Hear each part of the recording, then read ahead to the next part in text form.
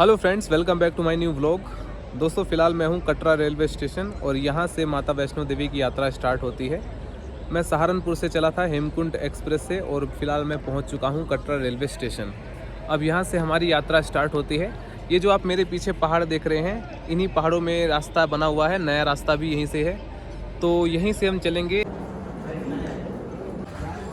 Railway सुरक्षा बल, railway protection force, IRCTC guest house.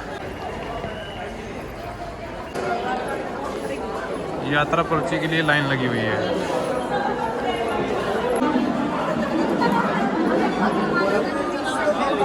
दोस्तों, यदि आप माता वैष्णो देवी के दर्शन करना चाहते हैं तो इसके लिए यात्रा पर्ची बहुत ज़रूरी है। तो यात्रा पर्ची बनाने के लिए जैसे आप लोग रेलवे स्टेशन के अंदर एंटर करेंगे, वहीं पर आपको एक अलग काउंटर पर मिल जाती है।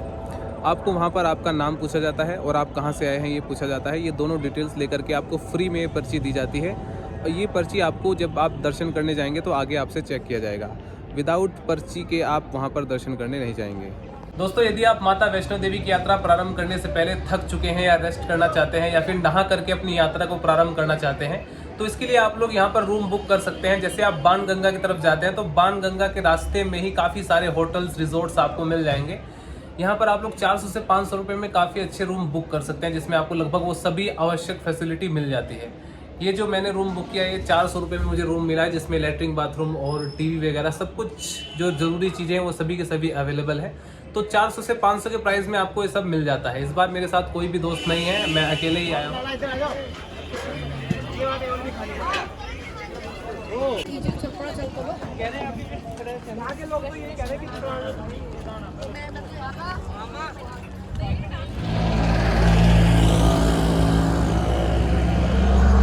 जितना टेम्परेचर शहरों में होता है उतना ही यहाँ पर भी है। मॉर्निंग में थोड़ी बहुत ठंड थी, लेकिन दोपहर में वही चिलचिलाती धूप, वही चिलचिलाती गर्मी। लेकिन वाकई नज़ारा गजब है। बहुत ऊंचे जाना है भाई।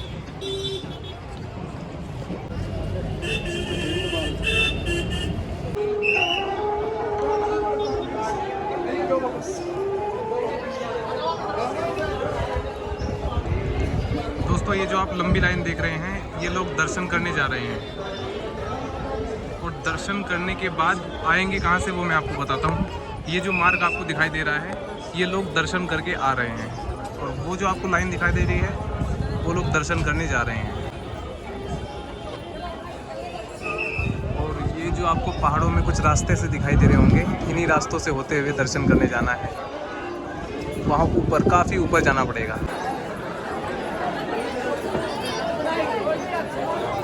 रास्ता ताराकोट मार्ग, 20 मीटर आगे अधकुआरी।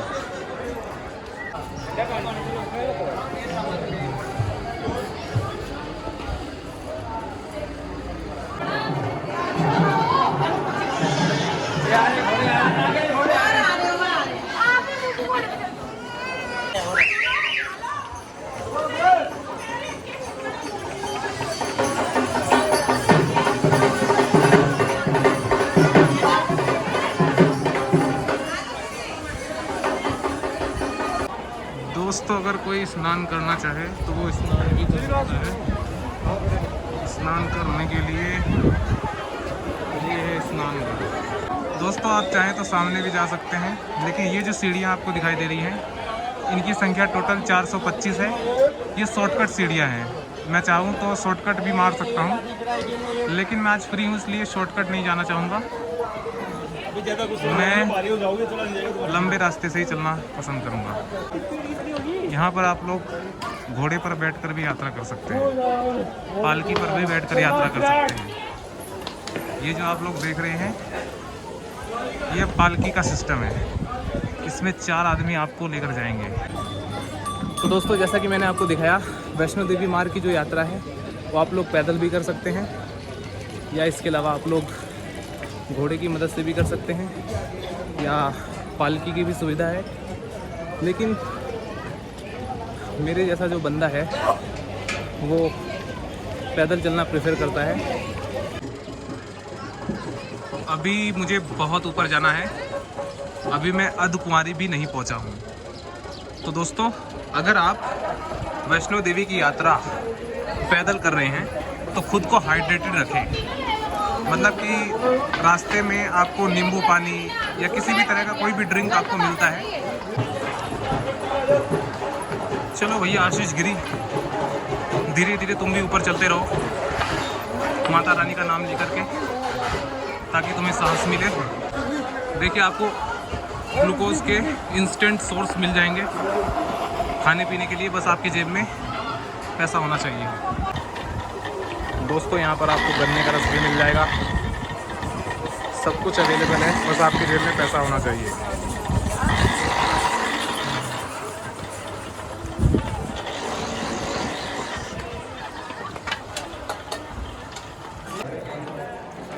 दोस्तों रास्ते में जाते वक्त मंदिर श्री चरण पादुका भी है, जहाँ पर माता जी ने चरण रखे थे, ये वही मंदिर है।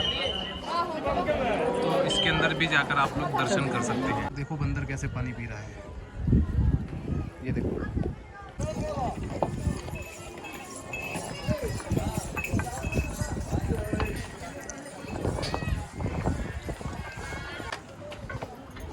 दोस्तों इस बार मैंने सीढ़ियों का शॉर्टकट लिया है।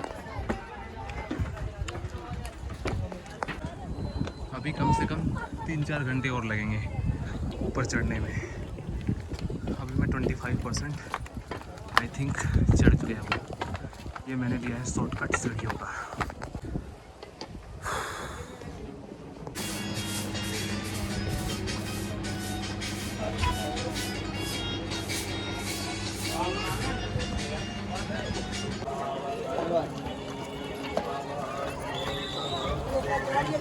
दोस्तों इन 526 सीढ़ियों की मदद से मैं अर्धकुंवारी तक पहुंच चुका हूं।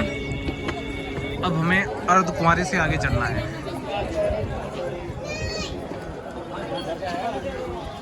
आपको सीढ़ियों के ज़रिए शॉर्टकट मिलता रहेगा, तो अगर आप सीढ़ियों से चलना उचित समझते हैं तो चल सकते हैं। बाकी जितने भी बूढ़े व्यक्ति हैं वो सब अपना जो रूट है उसी को कंटिन्यू रखें, और जितने भी नौजवान हैं वो शॉर्टकट ले सकते हैं। ये देख सकते हैं एक और शॉर्टकट मिल चुका है। अब मैं इस शॉर्टकट से आगे बढ़ना चाहूँगा।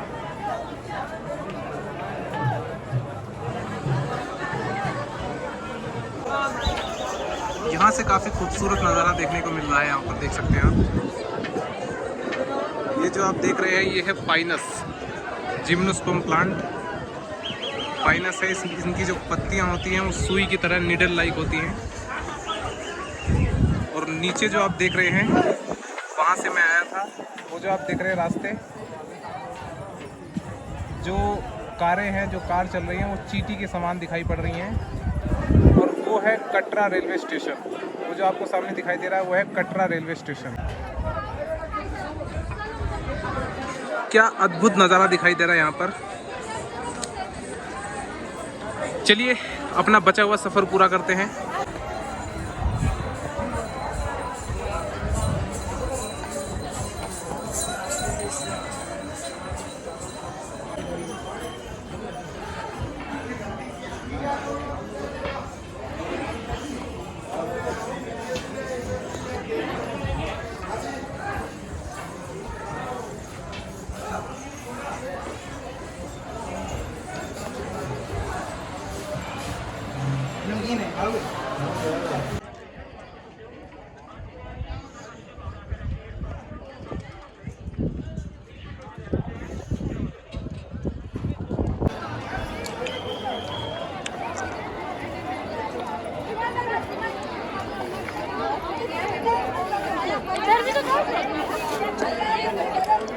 चलो नहीं कैसा भी तो बहुत मजा।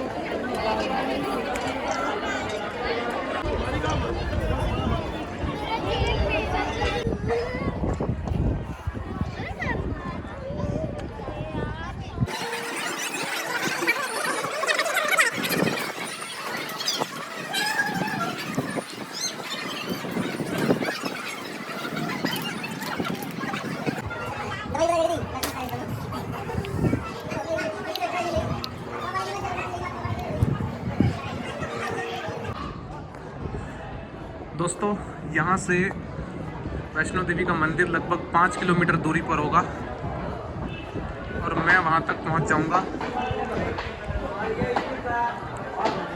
बहुत ज़्यादा थकान नहीं हुई। जैसे मैं नीलकंठ में गया था, लगभग 12 किलोमीटर की चढ़ाई हम चढ़े थे पहाड़ों पर। वैष्णो देवी में बस 16 किलोमीटर का है। दोस्तों मैं सुबह 10:30 बजे चला था यात्रा पर। फिलहाल बज रहे हैं 4, शाम के 4 बज चुके हैं, लेकिन अभी तक मैं यात्रा मैंने पूरी नहीं की। अभी तक मैं मंदिर तक नहीं पहुंचा। अभी देखो मुझे कहां तक जाना है। वो जो आपको दिखाई दे रही है लाइन, अभी वहां तक जाना है।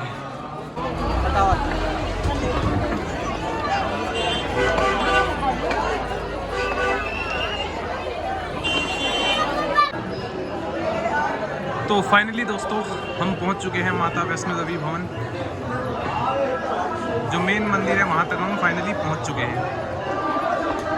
अगर आप पहाड़ों को देखें तो और भी ऊंचे पहाड़ हैं, आपको दिखाई देंगे। फाइनली दोस्तों मैं अपने डेस्टिनेशन तक पहुंच गया हूं और यहाँ काफ़ी भीड़ है। ये देखिए मेरे पीछे।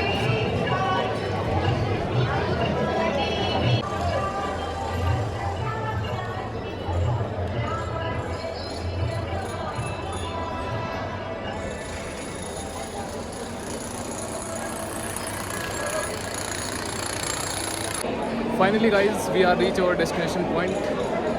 माता वैष्णो देवी के दर्शन अब हम करेंगे यहाँ से और फिर उसके बाद हम वापस जाएंगे।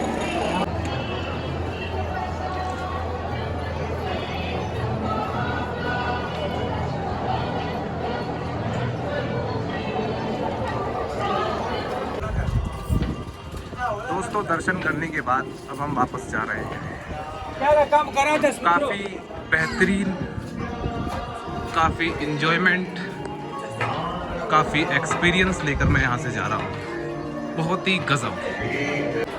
फ़िलहाल दोस्तों समय हो चुका है 5:33। शाम के 5:33 हो रहे हैं और अब मैं देखना चाहूँगा कि मैं कटरा कितनी देर में पहुँचता हूँ, मुझे कितना समय लगेगा उतरने में। जब आप थोड़ा बहुत थक जाएं तो किनारे पर ज़रा खड़े होकर के ध्यान से इन पहाड़ों को देखिए। ये जो स्लोप्स हैं, किस तरह से इनमें कटाव है और किस तरह से इन पेड़ पौधे इसमें लगे हुए हैं और किस तरह के पेड़ पौधे हैं, आप ध्यान से देखेंगे तो बिल्कुल अलग दृश्य आपको देखने को मिलेगा। और मैंने इस दृश्य को इतना देखा जितना देखा जा सकता था, पर इन 2 आँखों से आखिर कितना देखा जा सकता था।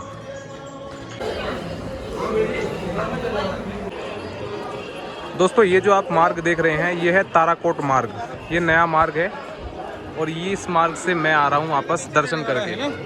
ये नीचे जाने का रास्ता है। यस।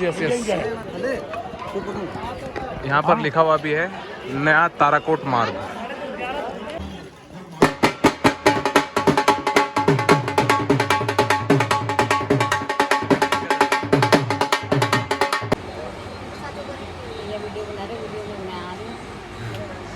पूछेंगे ये कौन है? समझ जाएंगे टूरिस्ट है। पकड़ ना ले बीवी। अभी गिरा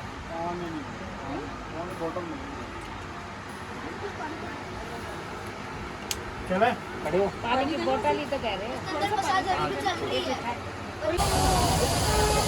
ये है दोस्तों फुआरा चौक, माता वैष्णो देवी कटरा। ये है एडवर्टाइजमेंट बोर्ड। दोस्तों माता वैष्णो देवी के दर्शन करने के बाद फाइनली मैं आपको कुछ आवश्यक जानकारी दे देता हूं, जिससे कि आप भी जब कभी माता वैष्णो देवी के दर्शन करने आए तो आपकी यात्रा सुलभ तरीके से संपन्न हो सके। दोस्तों मेरी यात्रा प्रारंभ हुई थी सहारनपुर से और कल सुबह 7:30 बजे प्रातः मैं श्री माता वैष्णो देवी कटरा स्टेशन पर पहुंच चुका था और वहां से यात्रा पर्ची लेने के बाद मैं फुआरा चौक पर, जो कि स्टेशन से लगभग 1 किलोमीटर दूर है, मैं फुआरा चौक पर पहुंच गया। और वहां से पहुंचने के बाद मैंने वहां पर एक रूम बुक किया जो कि मुझे 400 रुपये में पड़ा। और रूम बुक करने के बाद मैं दर्शन के लिए मैंने अपनी यात्रा प्रारंभ कर दिया। मैं बाणगंगा मार्ग से यात्रा करते हुए, जो कि एक लंबा रास्ता है, लगभग 16 किलोमीटर दूरी की यात्रा को संपन्न करते हुए मैं पहुंच गया और मैंने 4:30 बजे दर्शन किए। मैं 11 बजे अपनी यात्रा को प्रारंभ किया था और लगभग शाम के 4:30 बजे मैं ऊपर पहुंच चुका था। ये जो आप पहाड़ी देख रहे हैं, इसको आप मंदिर समझने की गलती मत करना। इसके जस्ट पीछे की तरफ हमें जाना पड़ेगा, एक और पहाड़ी होती है, वहाँ पर माता वैष्णो देवी का दरबार है। इसके बाद देखिए, दर्शन करने के बाद मैं वहाँ से जब वापस आ रहा था तो लगभग उस समय बज रहे थे 5:30 और मुझे आते आते नीचे 9 बज चुके थे। फिर खाना खाने के बाद मैं अपने होटल में गया और मोबाइल को चार्जिंग लगाने के बाद मैं सो गया। मुझे पता नहीं चला कि मैं कब सोया। मॉर्निंग में उठने के बाद अब मैं फाइनली दोबारा से श्री माता वैष्णो देवी कटरा स्टेशन पर पहुंच चुका हूं और अब मैं यहां से सहारनपुर के लिए टिकट लेकर के अपने घर जाऊंगा। और एक बात मैं और आपको एक्सपीरियंस शेयर कर देता हूं, अगर आप एक आस्तिक की तरह श्री माता वैष्णो देवी का दर्शन करने आते हैं तो आपको हर जगह आपको ऐसा लगेगा जैसे माता वैष्णो देवी आपके साथ ही हो। हर जगह आपको सिर्फ उन्हीं की ही छाया नज़र आएगी। लेकिन अगर आप एक नास्तिक की तरह आ रहे हैं तो आपको सिर्फ यहाँ पर बिजनेस मॉडल के अलावा और कुछ भी दिखाई नहीं देगा। आपको यहाँ पर लगातार हर 5 मिनट में एक हेलीकॉप्टर जाता हुआ दिखाई देगा। हर 5 मिनट में हेलीकॉप्टर जाते हुए दिखाई देंगे डायरेक्ट। और उसके बाद आपको ये पूरे रास्ते भर आपको दुकानें ही नज़र आएंगी। उन दुकानों में वही भीड़, वही छीना झपटी, उसी तरह से जिस तरह से शहरों में आप लोग देखते हैं। सो फाइनली चलते हैं। अब यहाँ से मैं सहारनपुर के लिए टिकट ले लेता हूँ और उसके बाद मैं अपने घर जाता हूँ। मिलते हैं दोस्तों अगली वीडियो में एक नए व्लॉग के साथ। Bye bye, Tata.